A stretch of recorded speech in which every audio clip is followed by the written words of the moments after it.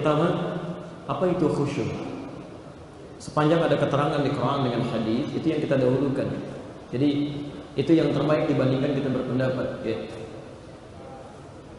Wasta'inu bis-sabri was-shalah. Quran surah 2 ayat 45 sampai 46, posisi paling kanan di pertengahan ke bawah. Wasta'inu bis-sabri was-shalah. Dan jika Anda punya persoalan dalam hidup, mintakan tolong kepada Allah dengan sabar. Pertama, sabar dulu. Jika sedang punya masalah, jangan mengeluh. Sabar, terima. Karena di balik masalah itu ada pahala-pahala yang diberikan oleh Allah kepada kita. Ingat, gak ada ayat pilihan untuk mengeluh. Anda mengeluh bukan menyelesaikan persoalan, tapi menambah masalah yang baru. Kemudian was-shalah. Dan dalam salat mintakan solusinya. Poinnya adalah wa innaha lakabiratun illa 'alal khashiyin. Sedangkan salat itu tidak mudah dikerjakan. Bisa dinilai berat dikerjakan illa 'alal khashiyin, kecuali bagi orang khusyuk. Artinya, bagi orang khusyuk salat itu mudah, ringan. Tapi bagi yang tidak khusyuk bisa terasa berat. Bisa terasa berat, sampai saking beratnya disebutkan di riwayat Abu Daud nomor hadis 666, dia baru takbir saja, fayaqulu udhkur kadza udhkur kadza. Dia bisa mengikuti godaan setan untuk ingat ini, ingat itu. Jadi begitu Anda takbir, tiba-tiba muncul ingat ini, ingat itu, ingat ini, ingat itu, hatta la yash'ur al-musalli kam rak'atan yusalli. Sampai-sampai ada orang salat yang tidak sadar berapa rakaat sedang menunaikan salatnya. Ya. Lalu Anda bertanya bagaimana caranya khusyuk? Ayat ke-46 ya. Satu rumusnya, alladzina yadhunnuna annahum mulaqu rabbihim. Orang khusyuk itu pertama sebelum salat. Jadi khusyuk dimulai sebelum salat, bukan saat salat. Tahapannya. Dia merasa akan bertemu dengan Allah. Dia persiapkan dirinya. Saya mau tanya pada Anda, kalau Anda keluar dari sini, dapat undangan misalnya dari gubernur Bali. Dari gubernur nih, diundang jam 9 misalnya kan, ada pertemuan. Anda pakai pakaian seperti ini atau ganti? Ganti. Mandi gak? Mandi. Penampilan diperbaiki. Masya Allah, kadang kita bawa proposal permintaan yang belum tentu seketika akan dikabulkan, walaupun beliau ACC barangkali. Anda bertemu dengan manusia, persiapan begitu luar biasa. Mengapa ketika dipanggil oleh Allah Subhanahu wa Ta'ala 5 kali dalam sehari, dicukupkan semua kebutuhan, berjanji mengampuni dosa, memaafkan segala kesalahan, penampilan Anda begitu-begitu saja? Makanya orang khusyuk itu ketika akan ibadah penampilannya kelihatan. Quran surah 7 Al-A'raf ayat 31. Ya bani Adam khudhu zinatakum 'inda kulli masjid. Hei anak cucu Adam, setiap ada panggilan dari masjid untuk sholat, kenakan pakaian terbaik. Pakaian tak kelihatan. Anda nggak percaya silakan ya. Anda sholat pakai kaos oblong, bisa. Yang Anda pakai untuk olahraga, untuk santai, dengan sholat menggunakan pakaian-pakaian yang rapi. Tidak harus mahal, pakaian paling halal Anda. Kenakan yang terbaik, kenakan wangian yang baik untuk laki-laki. Anda sholat akan lain suasana sholat. Maaf ya, maaf. Orang musyrik saja pakaiannya bagus-bagus. Masa Anda mau ibadah pakaian begitu rupa? Nah, jadi orang khusyuk itu menentukan. Yang kedua, dia sempurnakan wudhu. Sempurnakan wudhu. Ketemu manusia mandi, masa ketemu Allah berantakan begitu rupa? Dia sempurnakan. Quran surah 5 ayat ke-6, posisi paling kiri sebelah atas. Ya ayyuhalladzina amanu, iman standar. Idza qumtum ilas shalah, ya apabila kamu ingin menunaikan salat, ya ayyuhalladzina amanu, hai orang-orang telah beriman, idza qumtum ilas shalah, jika Anda ingin menyempurnakan salat, faghsilu wujuhakum, mulai basuh wajah dengan benar, wa aydiyakum ilal marafiq, tangan sampai siku, bukan siku ke tangan. Jadi kalau wudu bukan kerannya dibuka sikunya begini. Bukan, tapi tangannya diambil, alirkan sampai ke siku ke sini. Itu bahasa Qurannya. Kemudian wamsahu biru'usikum, usap kepalamu, kepala bukan rambut. Ingat, kepala bukan rambut, ini keadilan Allah. Kalau yang diusap rambut, bagaimana dengan yang nggak punya rambut? Kepalanya. Jadi yang diusap kepala bukan rambut. Ada sementara orang yang ingin buru-buru wudunya, Masya Allah, sudah disisir, tiba-tiba utak. Ya, cuman rambutnya aja, kepalanya enggak. Ya, enggak sah wudunya. Karena yang dibasuh bukan rambutnya, kepalanya. Keliru gitu kan? Sempurnakan dulu wudunya. Kemudian sampai dengan wa arjulakum minal ka'bayn. Setelah itu apa yang dilakukan? Ayo, setelah sempurna baru menghadap ke arah kiblat, salat dengan baik. Apakah langsung salat? Ada kaidah yang kedua. Ya, ada yang kedua. Apa itu? Wa annahum ilaihi raji'un. Kenapa Anda masih sempurna wudu, sempurna berpakaian, niatkan dengan ikhlas karena Allah. Wa annahum ilaihi raji'un. Kalau Anda mendengar kalimat raji'un, yang terbayang apa? Inna lillahi wa inna ilaihi raji'un. Baik. Anda akan menghadap Allah. Kan teorinya belum tentu tahu kapan kita meninggal. Kapan saja bisa meninggal. Azan artinya apa azan? Panggilan. Panggilan siapa? panggilan Allah, Masya Allah. Pak Doni dipanggil Allah, apa artinya? Antum 5 kali sehari dipanggil Allah. Dan boleh jadi wafat dalam keadaan itu. Dan tidak ada keadaan terindah kecuali wafat dalam keadaan sujud. Sujud khusyuk, sujud mengharap pada Allah, Masya Allah. Begitu tobat Anda sujud, tiba-tiba meninggal.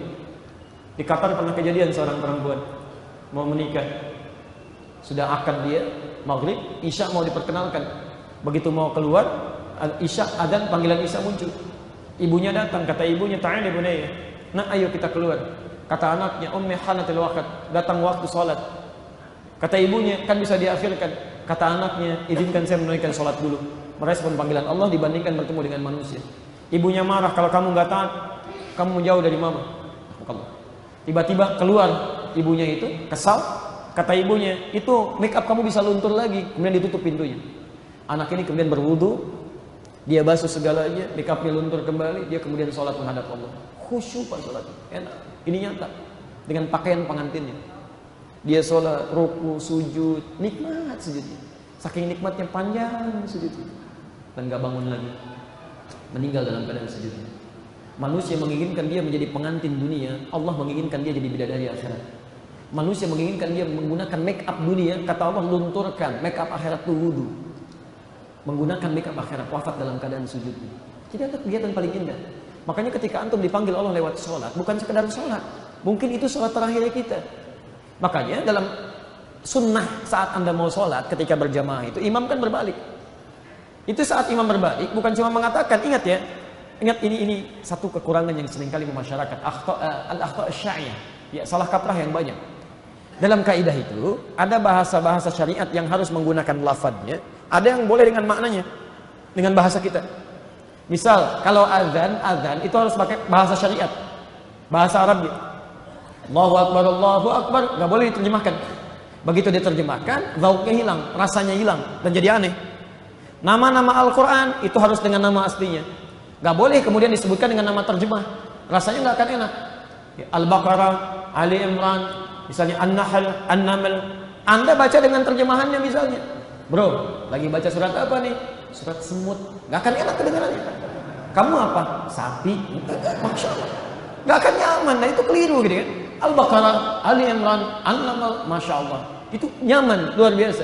Tapi ajakan khusyuk dalam sholat itu menggunakan isyarat, lughah isyariyah, tidak harus dengan lafadznya.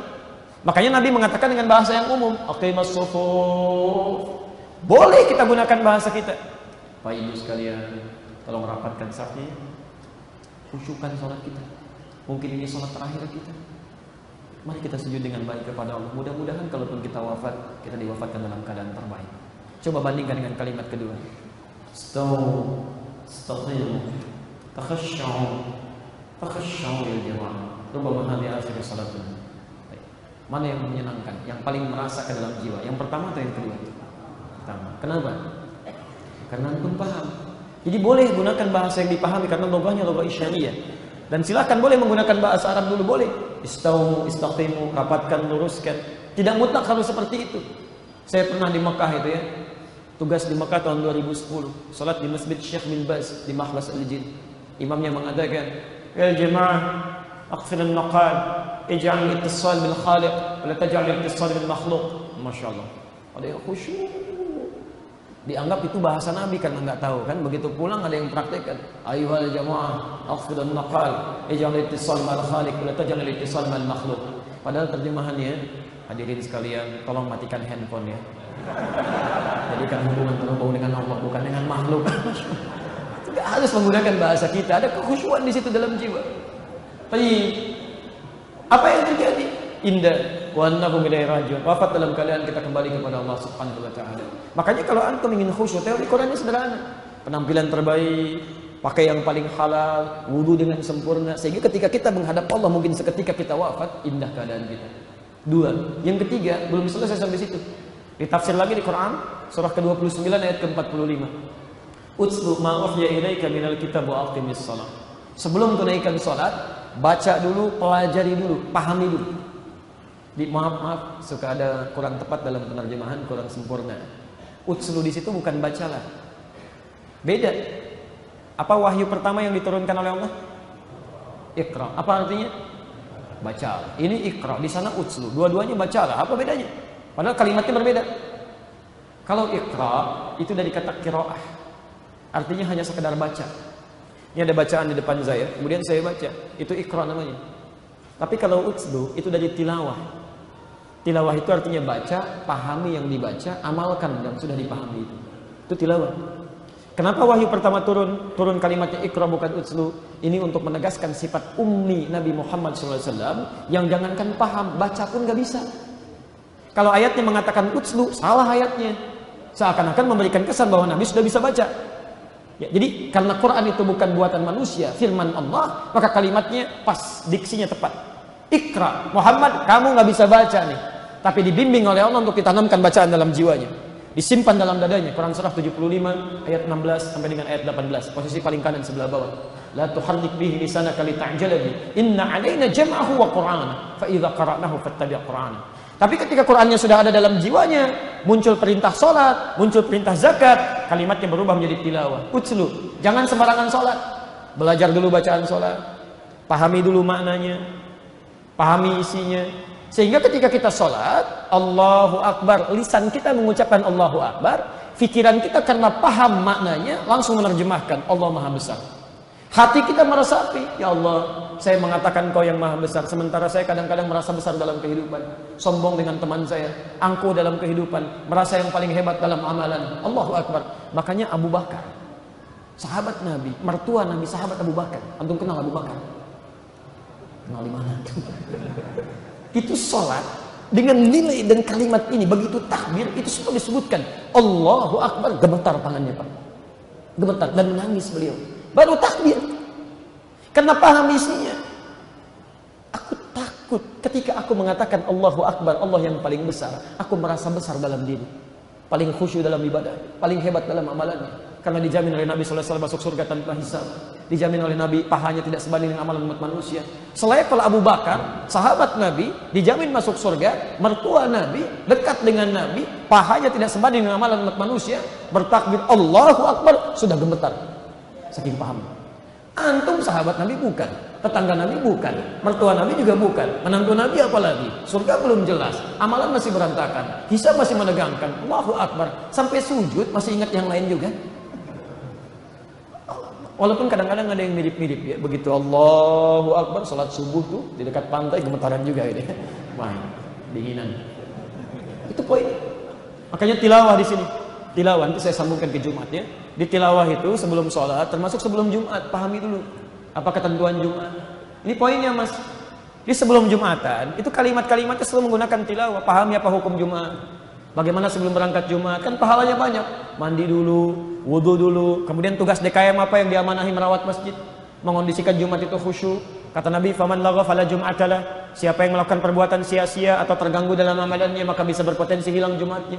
Maka tugas DKM kemudian merapatkan nilai-nilai ini, mempraktekkan kemudian jadi aturan di masjid. Anak-anak untuk yang Jumatan, tolong safnya khusus ya, di belakang aja misal. Ya, kami sudah terapkan di beberapa tempat di Bekasi, di anak-anak tuh dikasih saf-saf di luar, khusus. Ya, bahkan ada nanti sebagian yang diminta bimbing di situ, sebagiannya untuk sholat-sholat biasa itu. Di mereka dapat saf yang di luar, mereka senang dengan dunianya. Jadi kalau mereka ada yang keluar, mereka keluar, yang main di situ, karena belum ada kewajiban mutlak untuk mereka dan tidak terganggu yang lainnya. Ya. Zaman Nabi begitu Pak. Atau orang tuanya berperan, ada yang nggak bisa ditinggalkan dibawa, cuman orang tuanya berperan. Makanya zaman Nabi banyak orang tua bawa anaknya ke masjid, yang laki-laki sholat, cuman di rumah diajarin dulu. Diajarin, disesuaikan, usia cukup dibawa, didampingi di situ. Diajarkan fikih masjid yang ringan-ringan. Saat orang belum datang ke masjid, diajak ke masjid, perkenalkan dengan masjid. Anaknya suruh jalan, dilihat kaki mana yang dilangkahkan. Kalau kiri diminta diulangi. Jadi begitu dia sudah ke masjid dalam proses yang formal, dia sudah ngerti. Nah orang tua sekarang kadang-kadang suka agak berubah. Kamu ini ramai aja di rumah, main sana ke masjid. Main ke masjid, makanya anaknya main di masjid. Karena disuruh main. Nah, maka ini barangkali lebih kepada tugas DKM di sini untuk merapikan, tapi juga jangan banyak menuntut. Antum pun harus banyak di situ memberikan solusi. Kadang-kadang jamaah ini banyak menuntut tapi tidak memberikan solusi. Pak, ngerawat masjid, karpet kotor nih, antum nyumbang apa? Mungkin nyumbang ide aja enggak. Padahal gampang sebetulnya, antum ambil sapu bersihkan. Kan di rumah Allah tugas kita bersama. Tidak harus antum menuntut seseorang tapi nggak ada kontribusinya. Antum tahu ini ramai nih, masya Allah, Jumatan ramai, kurang khusyuk dan sebagainya, bergabung kita di situ. Ayo kita rapikan, berikan ide, berikan solusi, dan kalau itu dijalankan pahalanya dapat antum. Hadis Muslim nomor hadis 1893. Man dalla ala khairin falahu ajruhu mithla ajri fa'ilihi min ghairi an yanqusa min syai'. Siapa yang menunjukkan pada kebaikan, memfasilitasi, dia dapat pahala yang sama dengan orang yang mengerjakan tanpa dikurangi sedikit pun. Kalau kemudian setelah ini, besok kemudian ada Jumat, lebih rapi lagi, lebih baik karena pertemuan kita hari ini dan kita tata, setiap yang Jumatan di situ kita dapat pahalanya. Kita meninggal orang lain Jumatan, kita masih dapat royalti pahalanya. Makanya tilawah ya. Tilawah, pahami, kemudian amalkan. Ya, karena itu orang tua kita sering mendorong kepada tilawah. Kan Anda kalau ada acara-acara formal, ada qiraah, orangnya disebut qori, sampingnya kan suka ada yang terjemahkan kan, supaya kita paham. Siapa namanya? Sari tilawah tuh ya. Mungkin yang pertama di Indonesia yang tilawah itu namanya Bu Sari, makanya disebut Sari Tilawah. Ya. Kalau Pak Edi mungkin Edi Tilawah. Nggak ada Sari Tilawah ya, cukup tilawah aja. Cukup tilawah ya, cuman ke kita kadang-kadang suka berubah istilahnya. Sari Tilawah. Mungkin yang pertama kali tilawah itu Ibu Sari.